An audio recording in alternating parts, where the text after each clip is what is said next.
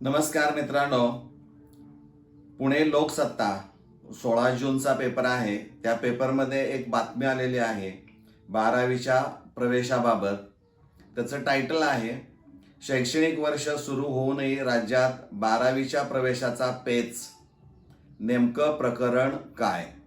अगोदर ही बातमी काय आहे ती आपण नीट वाचूया आणि मग त्याचं विश्लेषण आणि नेमकं आपण काय केलं पाहिजे या अनुषंगानं आज चर्चा करूया.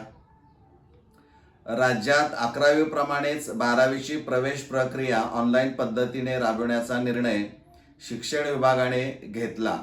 मात्र नवे शैक्षणिक वर्ष सुरू होऊनही प्रवेशासाठीचे संकेतस्थळ अद्याप सुरू करण्यात आले नसल्याने 12वीला महाविद्यालय किंवा शिक्षण मंडळ म्हणजे बोर्ड बदलू इच्छिणाऱ्या विद्यार्थ्यांच्या प्रवेशाबाबत महाविद्यालयाच्या स्तरावर पेच निर्माण झाला आहे. माध्यमिक व उच्च माध्यमिक शिक्षण संचालनालयातर्फे राज्यात 11वीची प्रवेश प्रक्रिया ऑनलाईन पद्धतीनं राबविण्यात येते. त्या धर्तीवर 12वीचे प्रवेशही ऑनलाईन करण्याचा निर्णय घेण्यात आला असून शैक्षणिक वर्ष 2025-26 मध्ये ऑनलाईन प्रवेश घेतलेल्या विद्यार्थ्याला शाखा बदल म्हणजे स्ट्रीम चेंज, पालकांची बदली, वैद्यकीय कारण अशा अपवादात्मक परिस्थितीत इयत्ता 12वीला त्याच जिल्ह्यातील अथवा जिल्ह्याबाहेरील किंवा बोर्ड बदलायचा असेल तर कनिष्ठ महाविद्यालयात प्रवेश घ्यायचा असल्यास त्यासाठी संकेतस्थळावर ऑनलाईन प्रवेश सुविधा उपलब्ध करून दिली जाणार आहे. ही सुविधा उपलब्ध झाल्यानंतरच त्यानुसार पुढील कार्यवाही करावी. कोणत्या परिस्थितीत ऑफलाईन पद्धतीने प्रवेश करण्यास परवानगी देऊ नये असे स्पष्ट करण्यात आले होते. एका महाविद्यालयाच्या उपप्राचार्याने दिलेल्या माहितीनुसार 12वीची प्रवेश प्रक्रिया ऑनलाईन पद्धतीनेच राबवण्याच्या सूचना देण्यात आल्याने संबंधित विद्यार्थ्यांना थांबविण्यात आले. मात्र आता शैक्षणिक वर्ष सुरू होऊनही प्रवेशाबाबत स्पष्टता नाही. संकेतस्थळ सुरू झाले आहे की नाही याबाबतही कोणती माहिती मिळत नाही. त्यामुळे विद्यार्थी, पालक आणि महाविद्यालय प्रशासन यांच्यात वाद किंवा वादाचे प्रसंग उद्भवू लागले आहेत.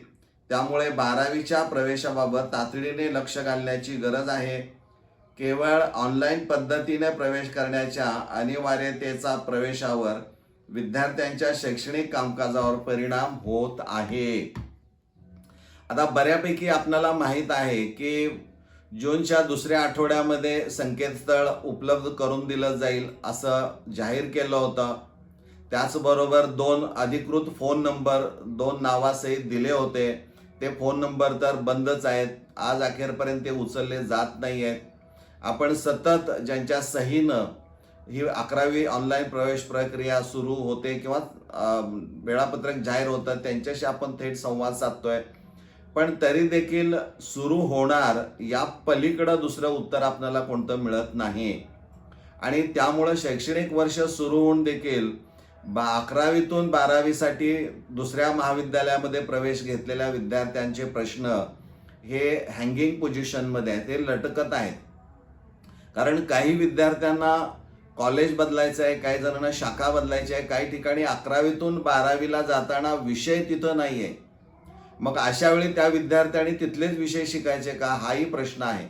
त्याला जर त्याच्या इच्छेप्रमाणे जर विषय घेऊन जर शिक्षण घेता येत नसेल तर ते शिक्षण उपयोगाचं आहे का हाही इथं प्रश्न आहे. म्हणजे अशा विद्यार्थ्यांचा विचार करणं गरजेचं आहे. म्हणजे अनेक प्रश्न आहेत. आता ही काही लाखोमध्ये मुलं नाही आहेत, ही हजारामध्ये संख्या असणार आहे. म्हणजे तशी ती किरकोळ असणार आहे.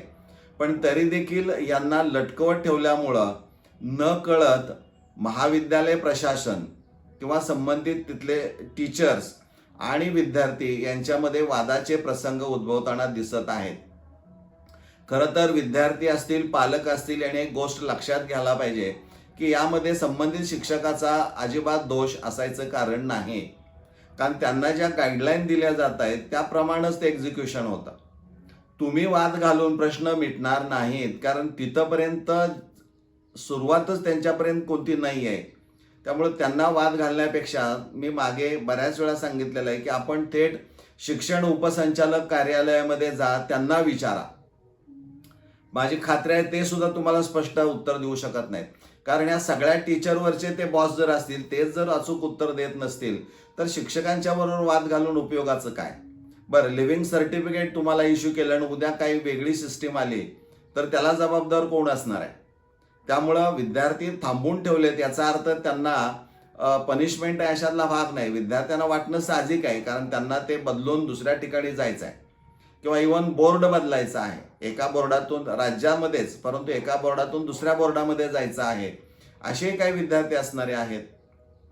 पण यांच्यासाठी ती प्रक्रिया सुरू होणं गरजेचं होतं, परंतु ती वेळेत सुरू होत नाही आहे. याकडं शासनाचं लक्ष आहे की नाही आता मी सांगण्याची काही गरज नाही आहे. जर लक्ष असतं तर कदाचित ही प्रक्रिया वेळेमध्ये सुरू झाली असते. कारण आपल्याला 11वी जर 25-26ला ऑनलाईन सुरू केली असेल तर 12वीला देखील आपल्याला ही प्रक्रिया राबवायचीच आहे हे त्याच वेळी तुम्हाला कळायला पाहिजे होतं. म्हणजे 1 वर्ष अगोदर तुम्हाला तयारी करता आली असती, तेवढी संधी होती, तेवढा वेळ होता, परंतु आपण तसं केलं नाही. कारण ऑनलाईन प्रवेश प्रक्रिया सुरू होण्यापूर्वी विद्यार्थ्यांना 12वीतून बरं का मुलं जात होती इतर उच्च पण त्याचे परिणाम आता काय आहेत? विद्यार्थी आणि पालकांनी आणखीन एक गोष्ट लक्षात ठेवायची आहे की हे बहुतेक विद्यार्थी आणि पालकांना माहीत नसतं की मी बऱ्याच वेळा व्हिडिओमधून सांगितलंय की डिव्हिजन 60ची असेल, 80ची असेल, 120ची असेल, त्या डिव्हिजनची संख्या तेवढी मेंटेन करणं गरजेचं आहे. शिक्षकांचा वर्कलोडचा प्रश्न येतोय, हे आपल्याला माहीत नसतं. तुम्ही तुमच्यापुरता फक्त विचार करता, ते योग्य असणार आहे, तुम्ही तुमच्या ठिकाणी योग्य असणार आहे, पण शिक्षकांनी सुद्धा त्यांचा विचार करणं गरजेचं आहे. उद्या अनेक शिक्षक जर विद्यार्थी संख्या कमी झाली तर ते घरी जाऊ शकतात आणि अशा वेळेस त्यांनी काय करायचं हा त्यांच्या समोरचा प्रश्न आहे. म्हणजे दोघंही शिक्षक असतील किंवा विद्यार्थी पालक असतील, आपण दोघेही त्या ठिकाणी बरोबर आहात. त्यामुळं प्रत्येकानं आपापला विचार करण्यापेक्षा एकमेकाचा विचार करूनच या गोष्टी करणं गरजेचं आहे. जरी तुम्हाला असं वाटत असेल की मला पसंतीचं उच्च माध्यमिक विद्यालय 12वीला मिळतंय, पण ऑनलाईन पद्धतीनं जर अर्ज मागून घ्यायचं ठरवलं तर तिथं तुम्हाला संधी मिळेल की नाही याची शाश्वती कुणी देऊ शकत नाहीये. म्हणजे 11वीला जशा फेऱ्या झाल्या तशा जर उद्या 2-3 फेऱ्या लावल्या त्यांनी आणि जर त्यामध्ये जर फिल्टर लावलं बरं का आणि मेरिट लावलं, रिझर्वेशन, सगळ्याच गोष्टी बघावं लागणार आहेत, पण मुळामध्ये वर्कलोड तिथलं कमी होणार नाही याची दक्षता शासनाला सुद्धा घ्यावी लागणारी आहे आणि त्यानंतरच मग विद्यार्थी इकडून तिकडं तो ट्रान्सफर होईल. म्हणजे फक्त अपवादात्मक परिस्थिती ही जरी आपण गृहीत धरली तरी तिथं विद्यार्थी संख्येचा सुद्धा प्रश्न निर्माण होतोय आणि हे आपण समजून घेणं देखील गरजेचं आहे. म्हणजे अगदी परमनंट स्टाफ सुद्धा घरी जाऊ शकतो वर्कलोड जर कमी झालं तर. इतकी वाईट अवस्था येऊ शकते हे विद्यार्थी आणि पालकांना माहीत असत नाही. हे खरं मी सांगण्याची गरज नाही, परंतु काही ठिकाणी वादाचे प्रसंग निर्माण झालेले आहेत की वाद होत आहेत. विद्यार्थी शिक्षकांना कारण नसताना बरं का भांडत आहेत. तुम्ही आम्हाला दाखला द्या, आमचा आम्ही बघू काय करायचं आहे ते, असं म्हणून चालत नाही. उद्या तुम्ही तुमच्या लेवलला कोणताही डिसिजन घेऊ शकत नाही, कारण ऑनलाईन प्रक्रिया आहे. त्यामुळे ऑनलाईन प्रक्रियेचं संकेतस्थळ ज्यावेळी ओपन होईल त्यानंतरच प्रत्येकांना कळणार आहे की काय नेमकं तिथं आहे. तोपर्यंत कुणीही सांगायला तयार नाही आहे. तुम्ही विचारा तुमच्या विभागातले शिक्षण माध्यमिक जिल्हा परिषदेमध्ये जा, तिथं माध्यमिक शिक्षण अधिकारी असणार आहेत, त्यांना विचारा. जिल्ह्याच्या ठिकाणी जिथं तुम्हाला डेप्युटी डायरेक्टर ऑफिस असणार आहे DYD, तिथं त्यांना जाऊन विचारा, ते उत्तर देत आहेत का बघा. मग शिक्षकाशी भांडून काय उपयोगाचं आहे? तर मला वाटतंय संयम राखणं ही आता खूप गरजेची गोष्ट आहे. आपण संयम राखला पाहिजे. प्रश्नच नाही की तुम्हाला कॉलेज बदलायचं आहे, पण वेळ आत्ता काय सांगते त्यानुसार आपलं वर्तन असणं गरजेचं आहे. आम्ही जीव तोडून तुम्हाला प्रत्येक गोष्ट अपडेट सांगतोय आणि तुम्ही जर वाद घालत बसला तर हे योग्य वाटत नाही. तुम्हाला वादच घालायचा असेल तर शिक्षण विभागाशी डायरेक्ट तुम्ही वाद घालू शकता कारण ती खरी अथॉरिटी आहे. या संपूर्ण शिक्षण या ऑनलाईन प्रवेश प्रक्रियेमध्ये शिक्षण संचालक आणि त्यांच्या खालोखाल DYD ऑफिस यांना तुम्ही जबाबदार धरू शकता.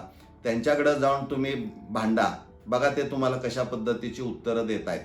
अनुभव घ्यायला काहीच हरकत नाही, कारण त्रास मला होत असेल तर त्याचं सोल्युशन कुठं मागायचं आहे त्या जागा मी तुम्हाला सांगितलेल्या आहेत. त्यांच्याकडे जाऊन तुम्ही मागा, ते बघा तुम्हाला काय सांगतायत. तिथं तुम्ही ज्या गोष्टी शिक्षकांशी बोलताय त्या तिथं थेट बोला, म्हणजे तुमच्या लक्षामध्ये येईल किंवा त्यांच्या लक्षामध्ये येईल. कारण अडचणी सोडवणारे तिथं आहेत, शिक्षक नाहीत. लक्षात घ्या, शिक्षकांना सांगितलं दाखला द्या, ते लगेच रिलीज करतील, अडचण कुठं येणार नाही. पण ज्या गोष्टी सद्यस्थितीमध्ये खरं काय आहे, वास्तव काय आहे, हे आपण नीट समजून घेणं खूप गरजेचं आहे. म्हणजे एका विद्यार्थ्यानं त्या ग्रुपवर आपल्या बातमी टाकल्यामुळं मी म्हटलं ठीक आहे, या अनुषंगाने एक व्हिडिओ आपल्यापर्यंत पुन्हा एकदा काढूया. त्यामुळं स्थलांतर प्रमाणपत्र हे 11वीतून स्टेट बोर्ड, महाराष्ट्र स्टेट बोर्डचा विद्यार्थी एका बोर्डातून दुसऱ्या बोर्डामध्ये जात असेल तर त्याला स्थलांतर प्रमाणपत्र हे आवश्यक असणार आहे. लक्षात घ्या. म्हणजे डॉक्युमेंट्स काय लागतात तर 11वीचं मार्कलिस्ट असणार आहे, तुमचा शाळा सोडल्या दाखला असणार आहे. जिल्हा बदलायला काय फारसा आता अडचण नाही. पूर्वी होती, शिक्षणाधिकाऱ्यांची सही दाखल्यावर घ्यावी लागत होती, आता ती बंद झालेली आहे. UDIS नंबर वगैरे आल्यामुळे बऱ्याचशा गोष्टी आता क्लिअर झालेल्या आहेत. आता हे अंतर्गत तुम्हाला क्लिअर का सांगतोय तर तुम्ही भावी पिढी आहात, तुम्हाला ह्या गोष्टी कळायला पाहिजे. ज्यावेळी तुम्ही ज्या क्षेत्रात जाल बरं का, त्यावेळेस तिथल्या अडचणी ह्या समोरच्या लोकांना माहीत नसतात. तुम्हाला थोडी माहिती दिलेली आहे. डिटेल्स जर गेलं तर आणखीन खूप वाईट अवस्था असणारी आहे.